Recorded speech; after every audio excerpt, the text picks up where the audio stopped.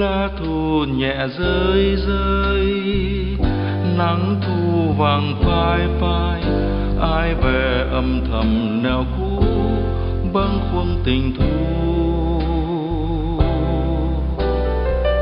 Du du làn mây bay, hiu hiu làn gió lay, ai nhắn theo mây niềm quê vân vương. Từ đó ngàn dấu thơ, từ miền xa tiếng chuông ngân, hồi chuông lấp lấp trong nắng vàng, từng đợt sóng mờ xóa chìm trong sương lắng. Lá thu nhẹ rơi rơi, lòng ta thầm lắng tiếng chuông ban chiều. Hồi chuông ngân nga trong chiều thu ngập gió, ngàn tiếng thiết tha êm đềm ru lời thu. Ai xót ly hương mấy thu vàng úa, nhạc say tình sương máu, tóc xanh bơ phờ bù rối, mấy giây tơ huyền một khói, dàn dây đời mới ngọt ngào đường tơ. Hồi chuông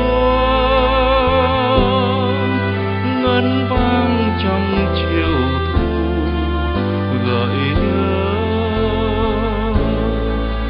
ngàn tiếng vang vang gót chân gieo mầm, hoa vàng phơi phới thu tràn, sóng xuân từng bừng từ phương trời xa xôi, gửi em lời yêu thương khi lòng mơ màng trầm lắng tiếng chuông chiều thu. Ngày nào khi chiến tranh xong, hồi chuông vui réo muôn tiếng đồng, chuông reo lời ước xưa, tình ta đẹp bao nhiêu, lòng ta thầm lắng tiếng chuông ban chiều.